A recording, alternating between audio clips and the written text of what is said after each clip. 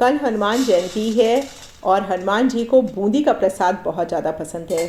आप ये आवाज़ सुन रहे हैं, कितनी अच्छी बूंदी बनी है हमारी, एकदम गोल गोल खिली खिली, एकदम अलग अलग, एक भी नहीं चिपकी है और बहुत ही स्वाद की बनी है, बहुत ही रसीली बनी है।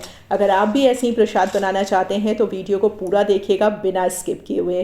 हेलो फूडीज़, वेलकम टू रसोई का स्वाद। कैसे हैं आप सब? होप करती हूँ आप सब बहुत अच्छे होंगे। अपना और अपनों का ख्याल रखिए। भाई, प्रसाद तो अगर घर पे बनाया जाए तो ही उसमें असली स्वाद आता है, क्योंकि उसमें प्रेम भाव आपका छुपा होता है और दूसरी बहुत ही शुद्धता से आपने बनाया होता है। तो चलिए बनाना शुरू करते हैं। सबसे पहले हमने एक बड़ा बर्तन ले लिया है, उसमें 3 कप बेसन को छान करके ले लिया है। ज़रूर से छानिएगा, ये एक पहली टिप है। अपनी बूंदी बनाते टाइम बेसन को छान के ही लीजिएगा। 1 कप पानी डाल देंगे, 1/4 चम्मच इसमें हमने डाल दिया है बेकिंग सोडा, जो मीठा वाला खाने वाला सोडा होता है वो डाल दिया है। अब हम इस सारी चीज़ों को अच्छी तरह से मिक्स करेंगे। मिक्स करते टाइम ध्यान रखिएगा बिल्कुल भी लम्स ना रह जाएं, और साथ ही साथ एक डायरेक्शन में करते हुए हमको इसको फेंटना है। 2 से 3 मिनट फेंटने के बाद अभी हम आपको दिखाते हैं कि इसके बाद का क्या अंतर आएगा और हमको इसको कब तक फेंटना है। तो आप एक कटोरी में पानी ले लीजिए। तो देखिए 2 से 3 मिनट फेंटने के बाद हम इसमें अगर डालेंगे तो ये नीचे बैठ रहा है, इसका मतलब अभी हमारा बेसन बिल्कुल भी तैयार नहीं है बूंदी बनाने के लिए। अब हमको एक ही डायरेक्शन में करते हुए 7 से 8 मिनट के लिए फेंटना है। फेंटते टाइम एक काम और करना है कि 2-3 मिनट फेंटने के बाद हमें 1 चम्मच इसमें पानी डाल देना है। मतलब पहले 1 कप पानी आपने लिया था और अब हमारा टोटल 1/4 कप पानी और इसमें जाएगा, लेकिन एक साथ नहीं जाएगा, एक एक चम्मच करके डालिएगा। हो सकता है आपके बेसन में थोड़ा सा कम पानी लगे या हो सकता है थोड़ा सा ज़्यादा भी लगे। फ्लोइंग कंसिस्टेंसी, बहुत ही ज़्यादा एकदम पानी जैसा भी हमको नहीं कर देना है। और अब देखिए इसको हमें 7 से 8 मिनट हो गया है फेंटते हुए, और अब हम जब डाल रहे हैं तो ये बूंदी की तरह से ऊपर की तरफ उठा रहा है, मतलब बेसन हमारा एकदम तैयार हो चुका है। बेसन का कलर भी चेंज हो जाएगा और बिल्कुल लाइट हो जाएगा वो। अब हमने कढ़ाई में देसी घी चढ़ा दिया है। मेरे हिसाब से तो आप देसी घी में बनाइएगा तो ज़्यादा अच्छा स्वाद आएगा। वैसे आपकी मर्ज़ी है, सरसों का तेल छोड़ करके आप किसी भी ऑयल में इसको बना सकते हैं। ऑयल जो है हमारा पहले अच्छा हीट हो जाना चाहिए, उसके बाद हम फ्लेम को मीडियम कर देंगे।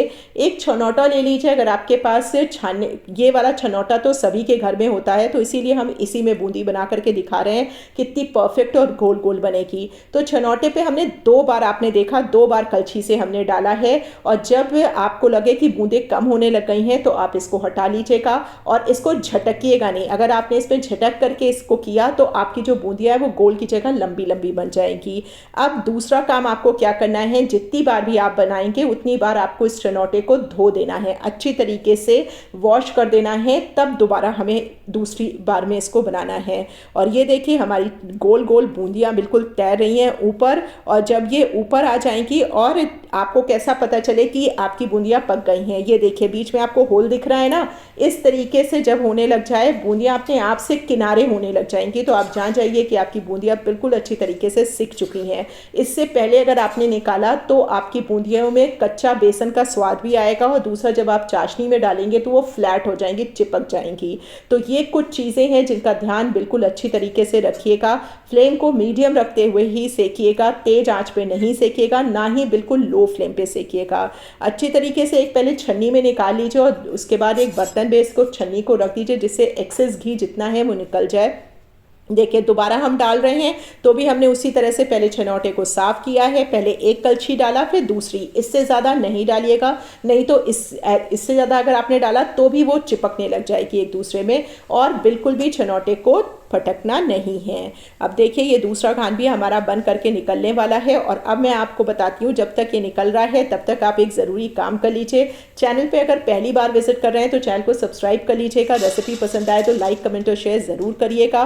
फेसबुक पे देख रहे हैं तो फॉलो कर लीजिएगा। और ये देखिए हमारी बिल्कुल दानेदार मोती की तरीके से बूंदियाँ बन करके तैयार हैं। आवाज़ आप सुन सकते हैं, कितनी खरखरी सी आवाज़ आ रही है, और आवाज़ सुनते ही लग जाएगा कि हमारी बूंदियाँ कितनी परफेक्ट बनी हैं। आप चाहें तो इसको इसी तरीके से सादी बूंदियाँ रख सकते हैं, जब हम कभी कढ़ी वगैरह बनाते हैं या रायता बनाते हैं तो उसमें भी यूज़ हो सकता है। चलिए अब हम अपनी चाशनी तैयार कर लेते हैं। तो चाशनी के लिए प्रोपोर्शन यही रहेगा, जितना आपने बेसन लिया है उतनी आपको चीनी लेनी है। यानी 3 कप हमने बेसन लिया था तो हम 3 कप चीनी लेंगे, 2 कप पानी डालेंगे और चीनी घुलने तक पहले अच्छी तरह से चलाते हुए इसको पका लेंगे। फिर 4 से 5 मिनट तक लो फ्लेम पे इसको पका लेंगे। जैसे कि हमको केवल चिपचिपी चाशनी चाहिए, तार वाली चाशनी नहीं चाहिए। जैसे हम गुलाब जामुन के लिए चाशनी तैयार करते हैं बिल्कुल उसी तरीके की चाशनी चाहिए। अब हमने इसमें थोड़ा सा नींबू डाल दिया था जिससे कि चाशनी क्रिस्टलाइज ना हो, और इसमें हमने डाल दिया है तंदूरी फूड कलर, यानी जो येलो कलर होता है ना, ऑरेंजिश येलो कलर, वो हमने डाल दिया है क्योंकि बाजार में जब बूंदी मिलती है तो इसी कलर की मिलती है। फ्लेवरिंग के लिए हमने इसमें 1 चम्मच गुलाब जल का डाल दिया है। आप चाहें तो इसमें केवड़ा जल या इलायची पाउडर डाल सकते हैं, जो भी आपको जिस चीज़ की फ्रेग्रेंस पसंद हो, जो आपको पसंद हो वो आप इसमें डाल सकते हैं। अब इसको और थोड़ा सा अच्छा लुक देने के लिए और अच्छा स्वाद में बढ़ाने के लिए हमने 2 बड़े चम्मच तरबूज के बीज डाल दिए हैं। आप खरबूजे के बीज भी डाल सकते हैं, बाजार में अक्सर ये वाले बीज डाल करके मिलता है। अब एक चीज़ और ध्यान में रखने वाली है कि जब हम इसको चाशनी को डाल रहे होंगे तो हमारी चाशनी कैसी होनी चाहिए, हमारी चाशनी गुनगुनी होनी चाहिए। बिल्कुल खौलती हुई भी चाशनी अगर आपने डाल दी तो आपकी जो ये बूंदियाँ हैं ये तुरंत पिचक जाएंगी, बेचारी शॉक में चली जाएंगी कि इतना गरम गरम चीज़ आपने उसके ऊपर डाल दिया है। तो इसमें जो है चाशनी जब आप डालें तो चाशनी गुनगुनी हो जानी चाहिए, यानी थोड़ी देर के लिए चाशनी को ठंडा होने दीजिएगा, तब हम इसको इसमें डालेंगे।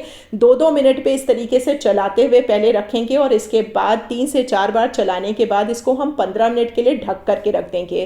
15 मिनट के बाद फिर से खोलेंगे, फिर थोड़ा सा चलाएंगे और फिर उसके बाद ढक करके रख देंगे। इस तरीके से करके हमें आधा पौन घंटे तक इसको इसी चाशनी में डिप रहने देना है।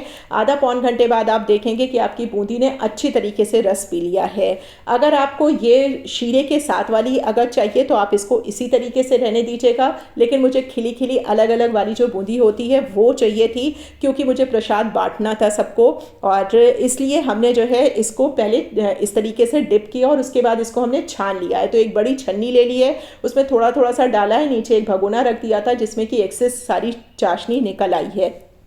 क्योंकि अभी हमने इसको दबा करके देखा, अभी हम आपको दबा करके दिखाएंगे, हमारी जो बूंदियाँ हैं उन्होंने रस अच्छी तरह से पी लिया है। अब इससे ज़्यादा रस की ज़रूरत नहीं है, तो इसीलिए हमने इसको छान करके निकाल लिया है। आपकी मर्ज़ी है, अगर आप इसको इस तरीके से करना चाहें तो ऐसे कर सकते हैं, और नहीं तो इसको रस में ही रहने दे सकते हैं। तो लीजिए, हमारी बहुत ही रसीली वाली बहुत ही स्वादिष्ट सा भोग हमारा हनुमान जी के लिए बन करके तैयार हो चुका है। फटाफट से आप भी घर पे भोग बना लीजिए, क्योंकि जो घर पे भोग बना होता है उसकी बात ही कुछ और होती है, क्योंकि आपको पता होता है कि आपने उसको किस तरह से बनाया है, कितनी शुद्धता से बनाया है। तो लीजिए, हमारी बूंदी बनकर के तैयार है। इसका स्वाद और बढ़ाने के लिए मैंने क्या किया है, 2 चम्मच घी में थोड़े से काजू और थोड़े से तरबूज के बीज को तल लिया है, और वो भी मैंने इसके ऊपर डाल दिया है, जिससे कि देखने में तो ये अच्छी लगने लग गई और इसका स्वाद और ज़्यादा बढ़ गया। तो फ्रेंड्स, होप करती हूँ कि आज की ये सारी टिप्स और ट्रिक्स आप ज़रूर फॉलो करेंगे, और अगर आपने पूरी तरह से इसको फॉलो किया और वीडियो को बिना स्किप किए हुए देखा होगा तो आप भी बिल्कुल इसी तरीके से रसीली वाली बूंदी बना करके तैयार कर लेंगे। चलिए, फिर मिलती हूँ एक नई रेसिपी के साथ, तब तक के लिए bye bye, take care, thank you.